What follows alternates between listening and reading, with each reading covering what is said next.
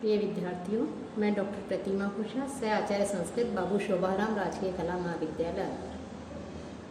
छात्रों, आज हम बीए द्वितीय वर्ष का में जो द्वितीय प्रश्न पत्र है उसमें अभिज्ञान शाकुंतलम नामक नाटक जो है ये भी आपके पाठ्यक्रम में है। तो आज हम ये जो अभिज्ञान शाकुंतलम नाटक है इसके विषय में अध्ययन करेंगे कि अभिज्ञान शाकुंतलम जो है ये कालिदास द्वारा रचित है।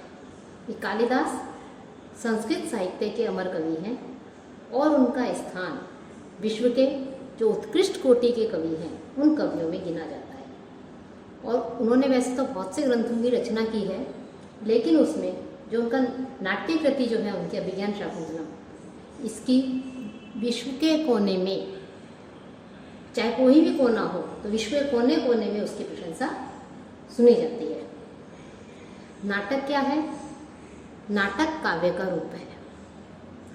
काव्य के दो भेद होते हैं, दृश्य काव्य और श्रव्य काव्य। तो जो रचना केवल श्रवण के द्वारा ही सुनी जा सके, अर्थात सुनकर ही जिसको जो श्रोता है उनके हृदय में रस की अनुभूति होती है, वो श्रव्य काव्य है। और दृश्य काव्य वो है कि न केवल श्रवण के द्वारा अपितु दृष्टि द्वारा भी जो दर्शकों के हृदय में रसानुभूति कराती है उसे नाटक अथवा दृश्य काव्य कहते हैं। और जो नाटक है, जो दृश्य काव्य में आते हैं, इसमें श्रव्य काव्य से अधिक रमणीयता होती है। अब जो अभिज्ञान शाकुंतलम नाटक आपके पाठ्यक्रम में है, यह कालिदास द्वारा रचित है। तो नाटक, ये जो अभिज्ञान शाकुंतलम नामक नाटक है, इसका अध्ययन प्रारंभ करने से पूर्व हम इसके कवि के विषय में, कि महाकवि जो कालिदास हैं उनका संक्षिप्त परिचय प्राप्त करेंगे। कि जैसा कि हमने बताया कि महाकवि कालिदास जो है वो संस्कृत साहित्य के अमर कवि हैं। ये भगवती सरस्वती के, इन्हें वरदपुत्र कहा जाता है, कवि कुल चूड़ामणि एवं सर्वतोमुखी प्रतिभा के धनी थे। साथ ही साथ भारतीय संस्कृति के अनन्य जो उपासक महाकवि कालिदास जो हैं, उनका नाम संस्कृत साहित्य के इतिहास में विश्रुत है। इन्होंने महाकाव्य, गीति काव्य तथा नाट्य रचना सभी में, चाहे कोई सी भी विधा हो, उन सभी विधाओं में अपनी प्रखर प्रतिभा का परिचय दिया है। भारतीय जो विवेचक हुए हैं उनकी यह विचारधारा है कि कोई भी व्यक्ति अपने जीवन वृत्तांत से अजर अमर नहीं होता, अपितु अपने कार्यों के द्वारा, अपने कर्मों के द्वारा अथवा जो रचनाएं करता है अपनी रचनाओं के द्वारा, अपनी कृतियों के द्वारा ही अजर अमर होता है। और वैसे तो जीवित लोक में रहते हैं, लेकिन कीर्ति उसी की होती है और उसे ही इस लोक में जीवित माना गया है जिसकी कीर्ति होती है। कीर्ति ही अस्य यह जीवती। और इसमें हम कालिदास को ऐसे ही यशस्वी कृतिकार मान सकते हैं कि जिनकी कीर्ति, जिनका यश एक सफल महाकाव्यकार के रूप में, एक सफल खंड काव्यकार या गीति काव्यकार के रूप में तथा एक सफल नाटककार के रूप में भी जो है विश्व में विख्यात है। संस्कृत साहित्य के जब हम अध्ययन करते हैं तो उसका जो इतिहास है, उस समूचे इतिहास में सामान्यतया जितने भी कृतिकार हुए हैं उसमें एक कृतिकार लगभग एक ही विधा में, जितनी भी विधाएं होती हैं उन विधाओं में से एक ही विधा में सफल प्रमाणित हुए हैं, जिनमें हम अश्वघोष से लेकर भारवी, माघ, कुमारदास, श्रीहर्ष, विल्लन आदि अनेक सफल महाकाव्यकारों को ले सकते हैं। और नाटककारों में भट्ट नारायण, भवभूति, शूद्रक, विशाखादत्त आदि प्रसिद्ध हैं, जिन्हें हम कह सकते हैं कि ये सफल नाटककार हुए हैं। लेकिन कालिदास जो है वो ही एकमात्र ऐसे कवि हैं जो सफल महाकाव्यकार के साथ साथ एक सफल नाटककार भी हैं। इसीलिए हम ये कह सकते हैं, संस्कृत साहित्य में एक पद्य प्रसिद्ध है, पुरा कवि नाम गणना प्रसंगे कनिष्ठिका अधिष्ठित कालिदास है, अध्यापि तत्तुल्य अभावात अनामिका सार्थवती बभूव। तो इस प्रकार से कालिदास जो है ये सबसे अधिक जो है प्रसिद्ध कवि माने जाते हैं। और लेकिन दुख की बात है, खेद का विषय है कि सरस्वती के ये वरदपुत्र, अमरपुत्र के जीवन काल के संबंध में अद्यावधि कोई ठोस एवं निर्विवाद जानकारी हमें प्राप्त नहीं हो सकी। इन्होंने अपने संबंध में तो कुछ लिखा ही नहीं है और न किसी अन्य साक्ष्य से उनके जीवन वृत्त पर स्पष्ट प्रकाश डाला गया है।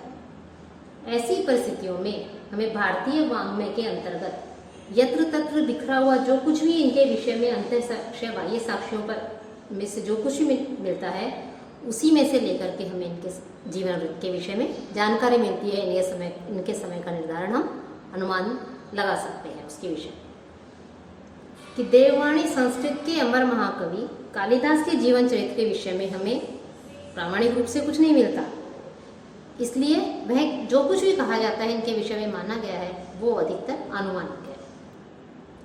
इनकी जन्म तिथि के विषय में नहीं पता, इनके माता पिता जन्म स्थान आदि का ठीक ठीक पता नहीं है। किसी का कहना है कि ये मिथिला के निवासी थे, कोई इन्हें बंगाल का रहने वाला बताते हैं, कोई कश्मीर का और कोई उज्जैन निवासी बताते हैं। और विद्वानों का ये भी कहना है कि राजा विक्रमादित्य के नवरत्नों में से एक थे, लेकिन किसी का यह भी मत है कि ये उज्जैनी के जो राजा भोज हैं उन राजा भोज के ये सभासद थे। और इनके विषय में अनेक किंवदंतियाँ प्रसिद्ध हैं, वो सब आनुमानिक हैं। उन किंवदंतियों में के आधार पर ही इनके विषय में कुछ अंदाजा लगाया जा सकता है। एक किंवदंती के अनुसार जो कालिदास हैं, ये कालिदास बाल्यकाल में महामूर्ख थे और ये जंगलों में भटकते रहते थे, इधर उधर घूमते हुए गाय आदि चरा करके अपना जीवन यापन करते थे। महाराजा में जो विक्रमादित्य है, उन महाराजा विक्रमादित्य की कन्या जो विद्योत्मा है वो अत्यधिक विदुषी थी और विद्योत्मा की प्रतिज्ञा ये थी कि जो विद्वान शास्त्रार्थ में उसने हरा देंगे उसी के साथ वे विवाह करेंगे। और महाराजा विक्रमादित्य से बहुत से जो विद्वान हैं वो असंतुष्ट थे, तो उन्होंने महाराज विक्रमादित्य की एकमात्र पुत्री जो विद्योत्मा थी और वो केवल उसी से जिनसे विवाह करना चाहती थी जो उन्हें शास्त्रार्थ में हरा देगा, तो उन लोगों ने जो है विद्योत्मा के साथ में, कालिदास चूंकि महामूर्ख थे इसलिए उनके साथ में जो है विवाह कराने का निश्चय किया। उन्होंने उस अनेक सभासद में गए वो और अनेक उद्भट विद्वानों को जो है कालिदास ने पराजित किया, जिससे पंडित समाज को अपमानित होना पड़ा। विक्रमादित्य ने जब चूंकि बहुत से विद्वानों को जो है पराजित, जो कह सकते हैं सभा हुई थी शास्त्रार्थ के लिए, विद्योत्मा ने पराजित कर दिया था विक्रमादित्य की सभा में, तो बहुत से पंडित समाज जो है अपमानित होकर के जो है उनसे एक तरह से कह सकते हैं द्वेष करने लग गए थे, ईर्ष्या रखने लग गए थे और वो ऐसे व्यक्ति को ढूंढते थे कि जिसके साथ, मूर्ख व्यक्ति के साथ में, कि जिससे विद्योत्मा का विवाह किया जा सके। तो उन्होंने एक ऐसा मूर्ख खोज निकाला जो जिस डाल पर बैठे थे उसी डाल को वो काट रहे थे और वो कालिदास थे। तो जो विद्वान थे जो कि विक्रमादित्य से असंतुष्ट थे और उनकी पुत्री विद्योत्मा का विवाह किसी मूर्ख से कराना चाहते थे, तो उन्होंने उस व्यक्ति को जो कालिदास थे उन्हें जो है राजकुमारी के समक्ष ले जाकर के कहा कि ये पंडित है और ये केवल संकेत के द्वारा ही शास्त्रार्थ करेंगे, अर्थात ये बोलेंगे नहीं, केवल संकेत के द्वारा ही शास्त्रार्थ करेंगे। विद्योत्मा ने इसे स्वीकार कर लिया और फिर शास्त्रार्थ शुरू हुआ। कालिदास मौन थे और मौन रह करके उन्होंने संकेतों का महत्वपूर्ण अर्थ बदलाकर पंडित जो है अपनी योजना में सफल हो गए और विदुषी जो विद्योत्मा थी उस विद्योत्मा का मूर्ख कालिदास से विवाह हो गया। कि कालिदास को केवल कहा गया कि तुम संकेत देना बस, और उन संकेतों का जो अर्थ था वो पंडित लोगों ने बताया और इस प्रकार से उन्होंने विद्योत्मा का विवाह मूर्ख कालिदास से करवा दिया। विवाह के बाद एक दिन जो कालिदास थे, चूंकि वो मूर्ख थे, तो उन्होंने अशुद्ध शब्दों का जो है उच्चारण किया, जिससे विद्योत्मा ने उन्हें मूर्ख कहकर के अपमानित किया और उस अपमान से पीड़ित होकर कालिदास योग्यता प्राप्त करने के लिए घर छोड़कर चले जाते हैं और भगवती काली की उपासना से कवित्व शक्ति प्राप्त करके जब वह पुनः लौटते हैं तो अनावृत कपाटम द्वारम देहि इस वाक्य का उच्चारण करते हैं और इसके उच्चारण के द्वारा उनकी जो पत्नी थी विद्योत्मा, उसको अपनी योग्यता का परिचय प्रस्तुत करते हैं। जो विद्योत्मा थी, जो उनकी पत्नी थी, उन्होंने उत्तर में दिया अस्ति कश्चित वाग विशेष है। कहा जाता है कि कालिदास ने इसी वाक्य के जो 3 शब्द हैं, अस्ति, कश्चित और वाग, इन 3 शब्दों को लेकर के 3 काव्यों की रचना की। अस्ति से कुमार संभव की रचना की, जिसका प्रारंभ अस्ति उत्तरस्याम ऋषि आदि श्लोक से होता है। कश्चित से मेघदूत की रचना कि कश्चित कांता विरह गुणा, इस प्रकार से, और वाक शब्द से रघुवंश की रचना कि वागर्थव्यम संप्रक्तौ वांगर्थव प्रतिपत्तये। जब हम कालिदास के ग्रंथों का अध्ययन करते हैं तो उससे ज्ञात होता है कि जन्म से ब्राह्मण थे और शिव भक्त थे। कुछ लोग इन्हें काली का भक्त मानते हैं और उनका यह धारणा है कि कालिदास उनके जन्म का नाम नहीं, अपितु चूंकि वो काली के उपासक थे, काली की उपासना करते थे, इसलिए उनका नाम कालिदास रखा। कालिदास शिव भक्त भी थे। उन्होंने प्रत्यक्ष या अप्रत्यक्ष रूप से जहाँ भी अवसर आया उन्होंने जो है शिव को प्रस्तुत किया। उनके मेघदूत और रघुवंश जो ग्रंथ हैं, इन ग्रंथों में को जब हम अध्ययन करते हैं, या कह सकते हैं दोनों ग्रंथ इस बात का परिचायक हैं कि उन्होंने समुद्र तट से लेकर हिमालय पर्वत तक संपूर्ण भारतवर्ष का भ्रमण किया, और यही कारण है कि उनका भौगोलिक वर्णन बड़ा ही सुंदर और स्वाभाविक है। जिस राजसी जीवन का वर्णन उनके काव्यों में हमें देखने को मिलता है, तो उससे हम ये निष्कर्ष निकाल सकते हैं कि वो अनेक सुप्रसिद्ध राज परिवारों के संरक्षण में भी या उनके साथ में रहे हैं।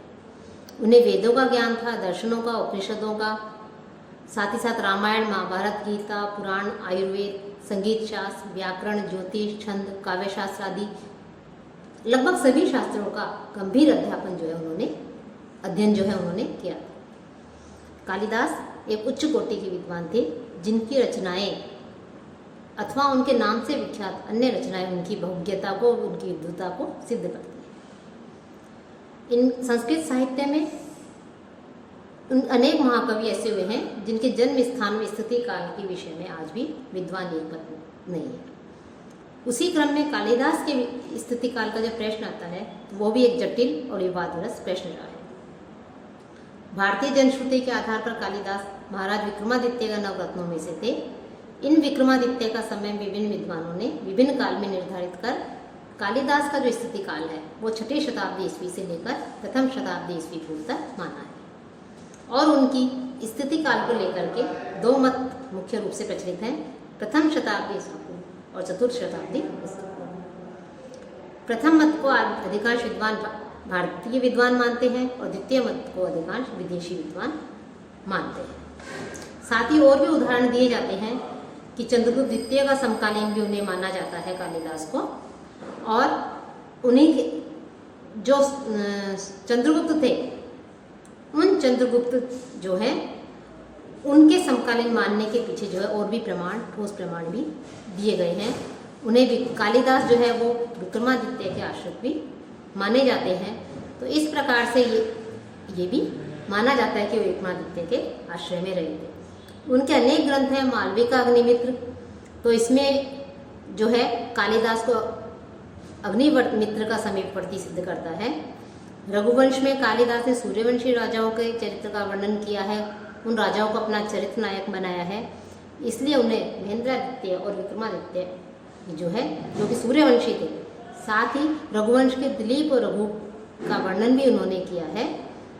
तो इस प्रकार से इस रघुवंश में उन्होंने जो वर्णन किया है उसके आधार पर भी उनका समय प्रथम शताब्दी माना जाता है। मेघदूत में जब उन्होंने वर्णन किया है, 30वें पद्य में वत्सराज उदयन के विषय में प्रचलित लोक श्रुति के विषय में जो प्रचलित है उसके प्रति जो ऐतिहासिक संकेत किया गया है उससे, तथा मालविका अग्निमित्र जो उनका नाटक है उसके भीतरी प्रमाणों से यह पुष्टि होती है कि कालिदास का स्थितिकाल प्रथम शताब्दी में उज्जैन के परमावंशीय सम्राट विक्रमादित्य के राज्यकाल में रहा होगा। कालिदास की बहुत सी रचनाएं हैं, उनके नाम से अनेक कवि हुए हैं, लेकिन कालिदास और उन कवियों की लेकर के कहें तो बहुत सी रचनाएं हमें मिलती है, लेकिन केवल 7 रचनाएं जो विख्यात जो कवि कालिदास हैं उनकी 7 रचनाएं मानी जाती हैं कि 3 तो नाटक हैं या रूपक हैं, मालविका अग्निमित्र, विक्रमोर्वशीय और विज्ञान शाकुंतलम। 2 महाकाव्य मिलते हैं, कुमार संभव और रघुवंश, और 2 खंड काव्य मिलते हैं, ऋतु संहार और मेघदूत। तो इस प्रकार से ये उनके ग्रंथ मिलते हैं। इसमें अभिज्ञान शाकुंतलम जो है आपके पाठ्यक्रम में है कि कालिदास काव्य रचना के क्षेत्र में रससिद्ध कवि माने जाते हैं। उनकी प्रतिभा श्रव्य और दृश्य दोनों प्रकार की काव्य रचनाओं में दृष्टिगत होती है।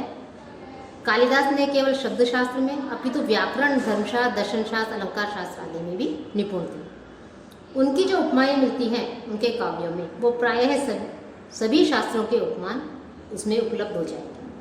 भाव पक्ष और कला पक्ष दोनों की दृष्टि से कालिदास के महाकाव्य यानी उनके जो नाटक हैं, ये सभी जो है संस्कृत साहित्य के समझवर रत्न हैं। कालिदास प्रथम श्रेणी के नाटककार हैं और उन्हें उत्तम गीतिकार भी माना जाता है। चाहे भावों की गांभीर्यता हो, रसपूर्णता हो, विचारोत्तेजकता हो, ये सभी जो है कालिदास के लगभग सभी रचनाओं में सहज रूप से हमें प्राप्त होती हैं।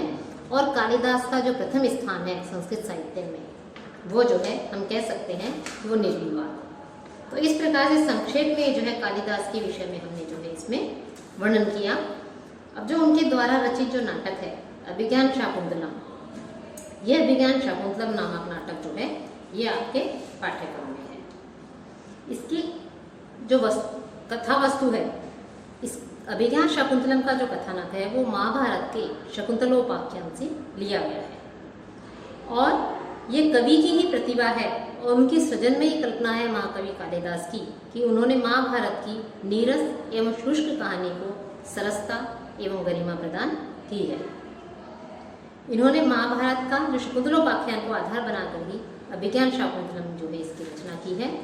अभिज्ञान शाकुंतलम जो है यह 7 अंकों में विभक्त है, अर्थात अभिज्ञान शाकुंतलम में जो है वो महाकवि कालिदास ने 7 अंकों में विभक्त किया है और इनकी प्रतिभा जो है प्रथम अंक से ही अपनी प्रतिभा का जो है चमत्कार महाकवि कालिदास ने दिखाया है।